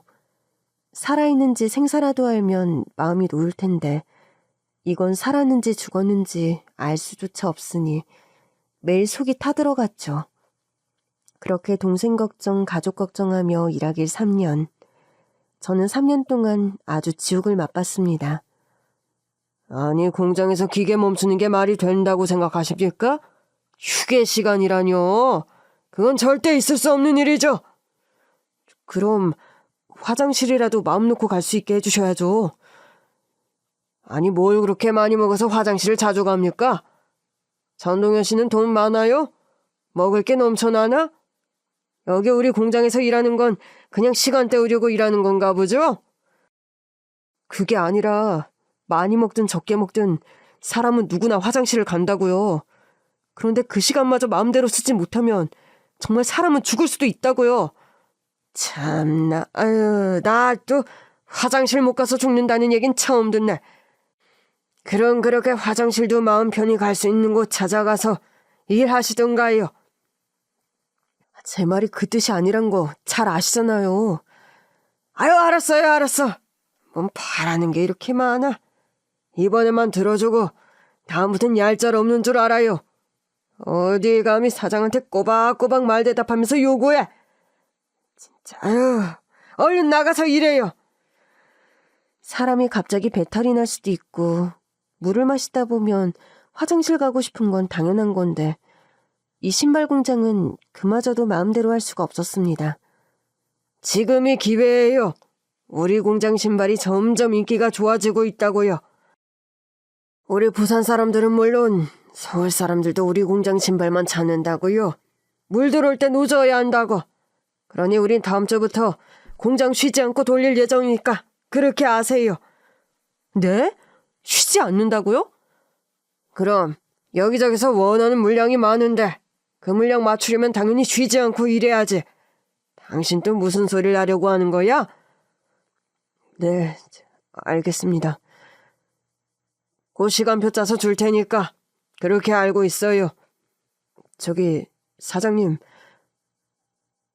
또 뭐요? 저희 이번 달 월급도 아직 안 들어왔는데요. 조금만 기다리라고 했잖아. 내가 혼자 안 준댔어? 수금이 되어야 나도 당신들 월급을 주지. 일주일만 기다려. 그리고 일하면서 잡담들이 너무 많아요. 그렇게 일할 시간에 신발 한 켤레라도 더 만들어. 우리가 만든 신발이 인기가 좋은 건 당연히 좋은 일이었죠. 일 많이 하는 거? 그만큼 신발이 잘 팔리고 있다는 증거니까 뭐 거기까진 이해할 수 있었어요. 하지만 일한 만큼 보상을 해줘야 하잖아요. 이 공장 사람들은 자신을 배불리는 것만 관심 있고 공장을 위해 일하는 사람들은 관심이 없었어요. 월급도 처음엔 하루 이틀 밀리더니 나중엔 한 달, 두 달 뒤에 주는 일도 허다했습니다. 여보, 이번 달도 월급이 안 들어왔어? 미안해. 당신이 미안해할 일이 아니라니까. 이번 주까지 꼭 준다고 했으니까 기다려보자. 참, 당신 쌀 사왔어? 당신이 그래도 계속 일해주는 덕분에 우리 안 굶고 있어. 나만 일하나. 당신도 힘들게 일하고 있으면서. 난 그래도 당신처럼 하루 종일 서서 일하진 않잖아. 그러다 당신 갑자기 건강 나빠질까봐 걱정이야. 몸 챙기면서 일해. 아니면 좀 돈 적게 주더라도 편한 곳을 알아보자. 응? 나도 생각해볼게. 약속 시간보다 더 늦게 월급을 준 공장 사장은 엄청 생색내는 사람이었죠. 지금처럼 법이 노동자들을 지켜주던 시절이 아니라 우린 돈을 못 받아도 부당한 대우를 받아도 그냥 일을 해야 했습니다. 아마 지금 제 얘기를 듣고 있는 젊은 세대들은 수업 시간에 배웠겠죠? 저는 그 역사 속의 시간을 살았으니까요. 제가 살아있는 교과서겠네요. 뭐? 휴가를 달라고? 네. 간이 배 밖으로 나왔어? 무슨 휴가가 필요해? 일하게 해주는 것도 감지덕지지. 무슨 휴가가 필요해? 오늘 일하고 집에 가면 내일 하루 쉬잖아. 그럼 됐지 무슨 휴가가 따로 필요해? 당신 정말 돈 벌기 싫어? 돈 벌기 싫으면 나가. 당신 말고 일하고 싶은 사람 차고 넘치니까. 그런데 참 이상하죠. 다른 공장보다 이곳이 돈을 조금 더 준다는 이유로 저는 미련하게도 공장에서 계속 일을 했습니다. 제가 조금 더 참고 일을 하면 아내는 집에서 아이와 장모님만 돌볼 수 있고 그리고 조금 더 모아서 서울로 올라갈 수 있을 테니까요. 진작에 일을 때려치고 다른 일자리를 알아볼 생각을 왜 못했을까요? 아마 제가 미련해서였겠죠? 그날도 더운 날 땀도 제대로 닦지 못하고 일하고 있을 때였어요. 쉬는 시간을 5분에서 10분으로 늘려달라는 게 그렇게 잘못된 일입니까? 쉬는 시간을 줘도 난리야 왜? 5분 안에 이 많은 사람이 어떻게 화장실에 다녀옵니까? 그럼 화장실을 넓혀주십시오. 진짜 이게 미쳤나? 내가 분명히 말했지. 싫으면 다니지 말라고. 이걸 확 잘라버릴 수도 없고. 당시 공장장은 이미 다른 여직원의 경찰 신고로 주의를 받았었습니다. 경찰도 썩 좋은 해결책을 내려줬거나 그런 건 아니었지만 그 일로 앙심을 품은 공장주는 그 여직원을 지독히도 괴롭혔어요. 홀로 늦은 밤까지 일을 시키는 건 물론이고 공장장의 개인적인 심부름까지 시키고 난리도 아니었습니다. 결국 그 여직원은 괴롭힘에 못 이겨 공장을 그만뒀고 공장장은 저런 정신력으로는 어딜 가도 일할 수 없을 거라며 욕을 엄청 했었죠. 하지만 그래도 경찰이 한번 왔다 가니 눈치는 보더군요. 그것도 비겁하게 남자 직원들 눈치를요. 저는 이참에 사람답게 대접받으며 일하고 싶어 하고 싶은 말을 다 했습니다. 토요일엔 모두 가족들과 함께 있을 수 있도록 오전에만 근무할 수 있게 해주세요. 얘기를 들어보니 서울은 그렇게 하는 곳들이 꽤 있다고 하던데요. 그럼 서울에 올라가서 일해. 여긴 서울 아니야. 그리고 그렇게 일해서 언제 돈 벌 건데? 돈 벌기 싫어? 결국 기계가 찍어낼 수 있는 신발엔 한계가 있어요. 기계도 쉬어야 더 좋은 신발을 생산하죠. 이렇게 무식하게 기계를 돌렸다. 고장이라도 나면 그거 다 누구 손해입니까? 아주 주인 납셨네. 그렇게 잘났으면서 왜 여기서 이러고 있어? 네가 직접 공장 차리면 될 거 아니야. 이제 저 혼자 잘 되겠다고 지금 이런 얘기하는 거 아니잖아요. 부산도 나름 큰 도시인데 이런 흐름을 따라야 한다고 생각합니다. 맞아요. 일요일을 괜히 휴일이라고 하는 게 아니잖아요. 우리도 교회 가서 기도드리고 싶다고요. 다들 입 다물어요. 다들 그렇게 살다가 망하는 거예요. 남들 쉴 때 우리도 쉬면 뭐가 달라져요? 우리 잘하면 외국으로 우리 신발 수출도 할 수 있는데 그런데 쉬어야겠어요? 내가 지난번에 말했잖아요. 하루 일하고 하루 쉬는데 무슨 휴식 시간이면 휴일이 필요해. 할 일 있으면 쉬는 날 다 처리하면 되잖아. 이렇게 하루 온전히 쉬게 해주는 곳이 어디 있다고? 안 그래도 지금 당신들 시간표 그렇게 짜서 우리 손해가 어마어마하다고. 그러니까 일하고 그 다음날 쉬게 해주는 걸 감사하게 생각해요. 더 이상 말 꺼내지 마. 이렇게 쉬다가 손해 생기면 당신들이 다 물어낼 거야. 그럴 돈도 없는 인간들이 입만 살아선 쉬는 시간 끝났으니까 당장 가서 일들 내요. 이번 달 월급도 아직 안 들어왔습니다. 준다고. 내일까지 다 줄 테니까 빨리 가서 일해. 요즘 이렇게 돈도 안 주고 휴일도 없이 마구잡이로 일 시키면 진작에 신고 들어가서 공장장 끌려갔겠죠? 그런데 저 시대엔 일할 수 있게 해주는 것만으로도 감사하게 생각하라고 말하며 사람을 부려먹는 곳들이 정말 많았습니다. 그리고 사고가 터졌습니다. 그날은 저 혼자 남아서 야간 일을 하고 있을 때였어요. 신발 깔창을 넣고 있는데 전날도 늦게까지 일을 하고 얼마 자지 못하고 출근해서 일할 때였죠. 사고는 순식간에 벌어졌습니다. 제 손이 기계로 같이 들어간 거죠.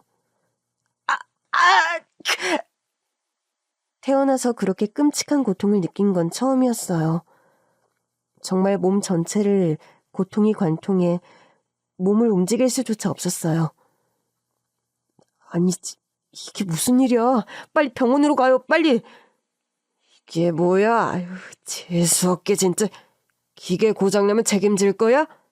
너 오늘부로 해고야. 내일부터 나오지 마.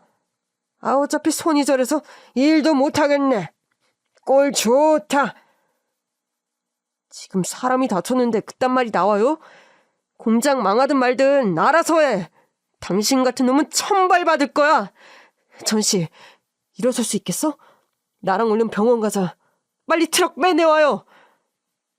그렇게 전 동료들의 부축을 받고 당시 부산에서 제일 큰 병원 응급실로 달려갔습니다.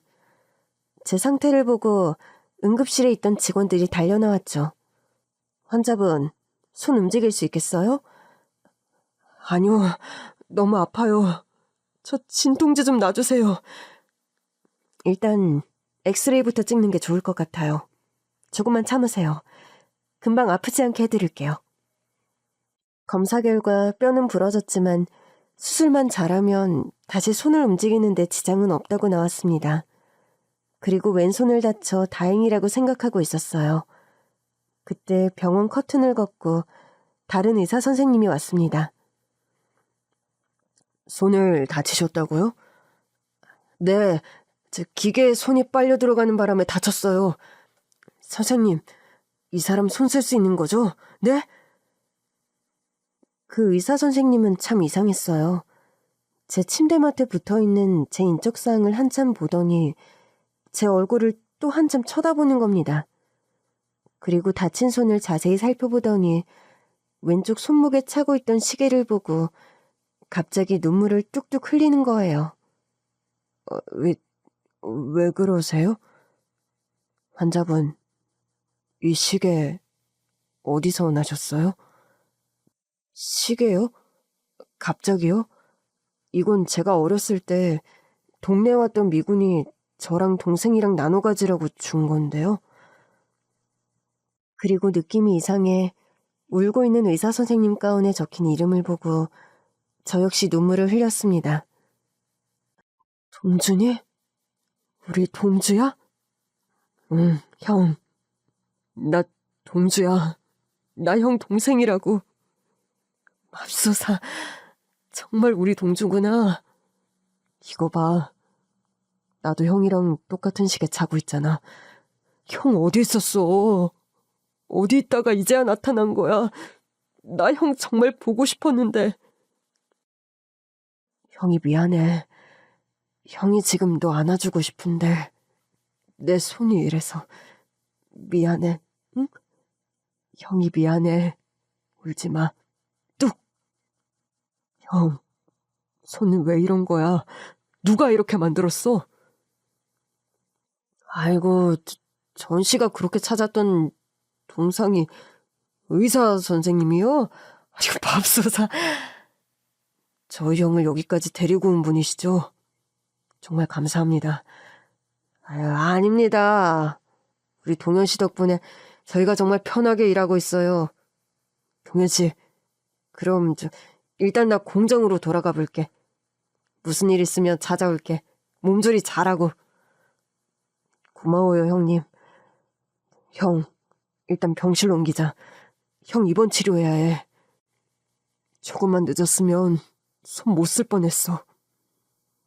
동생이 이렇게 잘 자라서 의사가 된 걸 보니 아픈 건 전혀 생각나지도 않더군요. 그렇게 긴급 수술을 받고 동생 덕분에 1인실로 옮긴 저는 동생의 배려로 편하게 회복하게 됐습니다. 여보, 아유, 전서방, 이게 무슨 일이야? 아이고요, 세상에. 많이 아프지? 저 괜찮아요, 장모님. 강씨 아저씨가 당신 많이 다쳤다고 해서 너무 놀랐어. 괜찮은 거야? 손가락 움직일 수 있어? 당연히 신경엔 이상 없대. 약 잘 먹고 치료 잘 받으면 퇴원해서 다시 일할 수 있어. 아, 일은 무슨. 내가 더 많이 벌 테니까 당신 신경도 쓰지 마. 여보, 장모님, 저 그리고 또 할 얘기가 있어요. 무슨 얘기? 형, 누구세요? 형? 형이라고요? 안 그래도 얘기하려고 했는데. 장모님, 여보, 저 동생 만났어요. 동주야, 인사드려. 우리 장모님하고 내 아내야. 딸도 있는데 아이는 지금 학교 가서 같이 못 왔어. 안녕하세요. 저는 형 동생 전동주라고 합니다. 아이고, 세상에나, 이게 무슨 일이야. 우리 사이가 그렇게 찾아다녔는데 여기 이렇게 있었네. 죽지 않고 이렇게 잘 살아있었어. 아이고, 감사합니다. 감사합니다. 정말 감사합니다. 우리 사위가 착하게 살아서 그래. 그것 봐.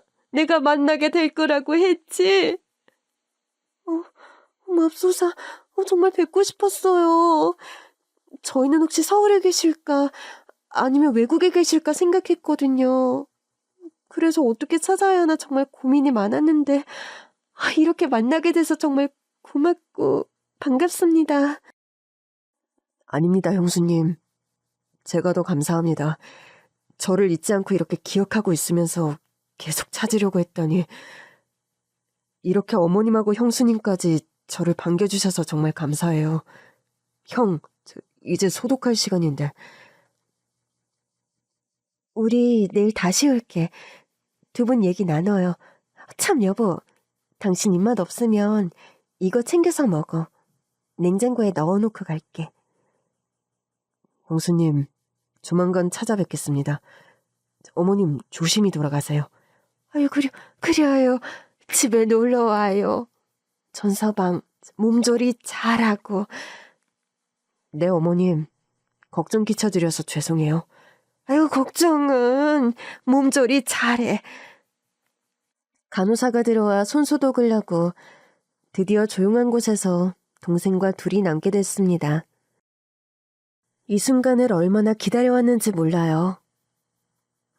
나인 줄 어떻게 알았어? 시계 보고 한 거야? 아니야. 이름이랑 나이 보고 알았어. 응급실 당직이라 다른 환자 보고 있었거든. 그런데 손을 다친 환자가 왔다는 거야. 그것도 많이 다쳐서 나보고 빨리 와서 봐달라고. 그래서 환자 상태를 확인하는데 형 이름이 있잖아. 설마 했어. 그런데 나이도 형이랑 똑같고 그걸 보자마자 심장이 막 콩닥콩닥 뛰는 거야. 그리고 형이 누워있는 침대로 가니까 어렸을 때 얼굴이 남아있는 형이 보였어. 그래서 혹시나 하는 마음에 손목을 확인하니까 나랑 똑같은 시계를 차고 있잖아. 너무 반가웠는데 형은 다쳤고 너무 심란했어. 어쩌다 다친 거야? 신발 공장에서 일하고 있었거든. 내 잘못이지. 기계 앞에서 깜빡 졸았거든. 아니 어떻게 일을 시키길래 졸면서까지 일을 해.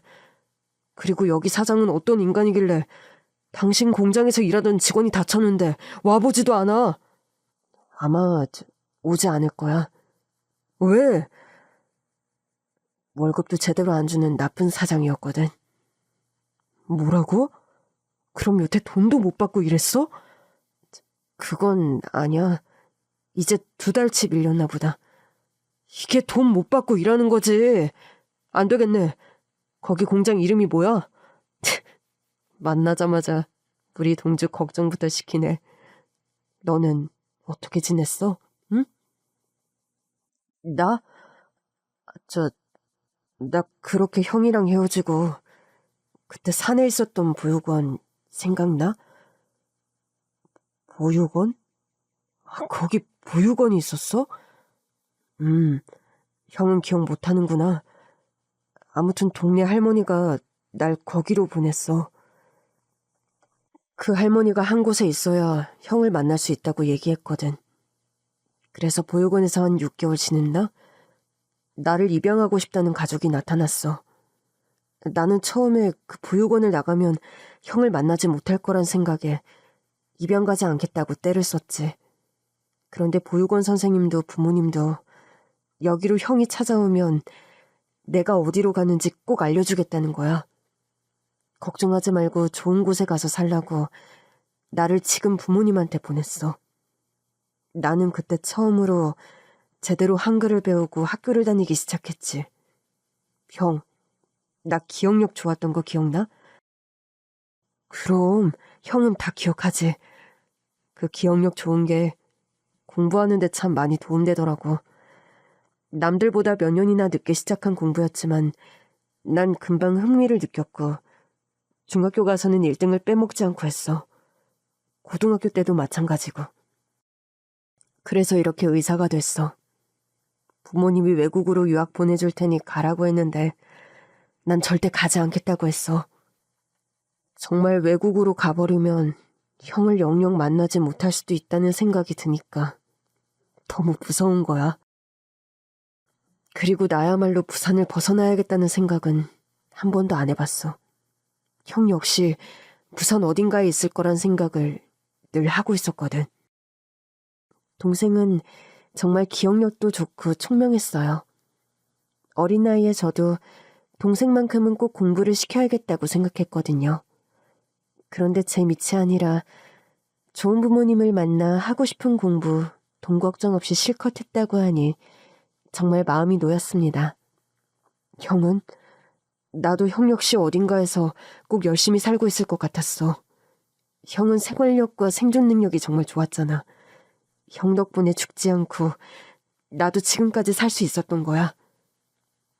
고마워. 나는 그때 그렇게 너랑 헤어지고 나와서 일단 너를 찾았어. 우리가 헤어지기 전에 몸을 뉘었던 곳은 붉은 벽돌집으로 변했더라고. 그 빵집도 없어졌고 동네가 너무 많이 변해 있더라고. 너를 찾는 것도 중요하지만 일단 먹고 사는 것도 중요하니까. 그래서 숙식이 가능한 일자리를 찾았어. 그래서 처음 일했던 곳이 아파트 건설 현장이었어. 그런데 건설사 대표가 새벽에 야반 도주를 해서 공사는 멈췄지. 그 뒤로 어떻게 됐는지 모르겠다. 그 다음엔 음식점에서 일했는데 그 음식점 사장님이 지금 장모님이셔. 아내는 사장님 딸이었고. 여기서 정말 열심히 일했지. 장모님은 말할 것도 없고 아내도 손맛이 좋아서 손님이 정말 많았거든. 결혼하고 우리 딸도 낳고. 그런데 동네에 큰 불이 나서 가게가 홀딱 탔어. 믿을 수가 없더라고. 그래서 모아둔 돈으로 이사부터 하고 지금 이 공장에서 계속 일하고 있는 중이야. 그 공장 당장 그만둬. 아무래도 악덕 사장인 것 같은데 일은 일대로 시키고 돈도 제대로 안 주고 일하면서 쉬는 시간은 있어? 쉬는 시간도 없지? 얘기 들어보니까 화장실도 제대로 못 가게 한다고 하더구만. 아니, 그 신발 공장 거기에 있는 거 아니야? 파란색 지붕 있는 그 공장 말하는 거지? 거기야. 어떻게 알고 있어? 아, 왜 몰라? 그때 그 공장 사장이 직원 때려서 우리 병원에 실려온 적 있는데 그때 경찰들도 엄청 오고 난리도 아니었어. 그런데 그 사장 무슨 수를 부렸는지 조용히 넘어갔더라? 그 환자분 보상 제대로 받으셨나 몰라. 형도 제대로 보상 받아야지. 일하다 다쳤는데 병원비 역시 그 공장에서 다 내줘야 하는 거고. 당시엔 산업재해라는 말도 제대로 사용하지 않을 때라 동생이 저렇게 열을 낸다고 뭐가 달라질까 싶었어요. 그런데 동생이 너무 화를 내니 기대하지 말라는 말을 차마 할 수 없었죠. 그렇다고 지금처럼 일하는 곳에 CCTV가 설치되어 있었던 것도 아니었고요. 그런데 일은 의외로 쉽게 해결됐습니다. 다 동생 덕분이었죠. 우리 동주 지룡님이라고 들었습니다. 네, 아버님. 동주 키워주셔서 정말 감사합니다. 동주 처음 입양하고 이름을 바꿔주고 싶었어요. 그런데 절대 안 된다고 하더군요. 이름을 바꾸면 형을 만날 수 없다고 절대 안 된다고 했어요. 처음에 형님이랑 왜 헤어지게 됐는지 얘기를 들었을 때 형님을 다시 만날 수 없다고 저와 이 사람은 생각했었습니다. 그런데 형님 역시 동주를 다시 만나길 기다리며 이렇게 열심히 살아오셨다고 하니 정말 감사드립니다. 그리고 손 다치신 건 일하다가 다쳤다고 들었습니다. 네, 제 부주의 때문에. 그건 형님의 부주의 때문이 아닙니다. 무리한 업무 때문이었죠. 전날 밤새 공장에서 일하고 또 나와서 일하시다가 다쳤다고 들었습니다. 맞죠? 네, 맞습니다. 조만간 정부에서 감사를 할 계획입니다. 그 공장 암암리에 문제가 많았는데 어떻게 경찰들을 구워 삶았는지 여태 기사 한 번 안 났죠. 이번에 제대로 혼날 겁니다. 그러니 너무 걱정하지 마세요. 정말 감사합니다. 세월이 흘렀다고 해도 정확히 말씀드릴 수는 없지만 당시 동생의 새아버지는 정부 고위직 관료이셨어요. 그래서 제가 일하는 공장뿐만 아니라 다른 곳도 일하는 환경이 어떤지 확실히 감사를 했었죠. 그때 그래서 전 치료비뿐만 아니라 정신적 피해 보상까지 한 번에 다 받을 수 있었습니다. 전부 동생 덕분이었죠. 넉넉한 보상금은 받았지만 그 돈이 영원한 건 아니잖아요. 저는 다시 일자리를 구하러 다녔는데 동생은 이런 제 모습이 퍽이나 싫었나 봐요. 형, 나 이제 부잣집 아들이거든. 아이고, 그러셨어요? 부잣집 아들이라 좋겠네. 나 형 때문에 죽지 않고 지금까지 살고 있는 거란 말이야. 그런데 왜 나한테 도와달라는 말을 안 해? 나 정말 서운해. 아무리 그래도 먹고 사는 건 내가 알아서 해야지. 몰라. 나 무조건 형이랑 형수님이랑 장모님 편하게 사는 거 봐야겠어. 일단 이사부터 해. 반지하는 비라도 많이 오면 비 피해 입기 딱 좋단 말이야. 아니면 이참에 서울로 올라갈래? 못하러 그래. 지금 여기도 충분히 좋은데. 알았어. 그럼 지금처럼 언덕 올라가지 않아도 되는 곳으로 이사부터 하자. 무조건 하는 거다. 싫다고 해도 안 들어줄 거야. 그렇게 저희 가족들은 동생 덕분에 10년 넘게 살았던 반지하 방에서 탈출했습니다. 그리고 또 한 가지, 아내가 해준 음식을 먹고 반한 동생과 동생의 세부모님은 그 길로 아내에게 좋은 자리에 음식점을 차려주셨어요. 저는 이러지 않아도 된다고 100번은 넘게 말했지만 동생과 부모님은 들은 척도 안 하시더군요. 형은 내 삶의 원동력이야. 이 정도 해주는 건 일도 아니라고. 그러니까 무조건 받아. 대신 망하게 하면 안 된다. 물론 형수님 음식 실력이면 손님이 줄을 서겠지만. 저와 아내는 예전처럼 함께 음식점을 하며 정말 많은 돈을 벌었어요. 전부 아내의 음식 솜씨 덕분이죠. 거기다 매체까지 발달하며 텔레비전에 몇 번 출연했더니 전국 각지에서 손님이 찾아오더군요. 그렇게 30년 넘게 저와 아내는 음식점을 하고 동생은 의사로서 그 역할을 다했습니다. 그리고 이젠 이렇게 70이 넘은 할아버지가 됐죠. 가끔 생각합니다. 파란만장했던 삶이란 건 어쩌면 제 인생을 보고 하는 말은 아닐까 하고요. 너무 거창하다고 생각할 수도 있지만 저는 그냥 이렇게 생각하려고요. 늙으니 옛날 이야기가 많이 생각납니다. 이런 삶도 있었다는 걸 여러분께 말해드리고 싶었어요. 어때요? 즐거우셨나요? 결국 사람은 어떻게든 사라지게 되더군요. 여러분도 무엇이든 쉽게 절망하지 말았으면 좋겠어요. 분명 저처럼 좋은 날이 올 겁니다. 이 할아버지가 보장합니다. 그럼 다들 건강 유의하시고 저는 이만 물러갑니다.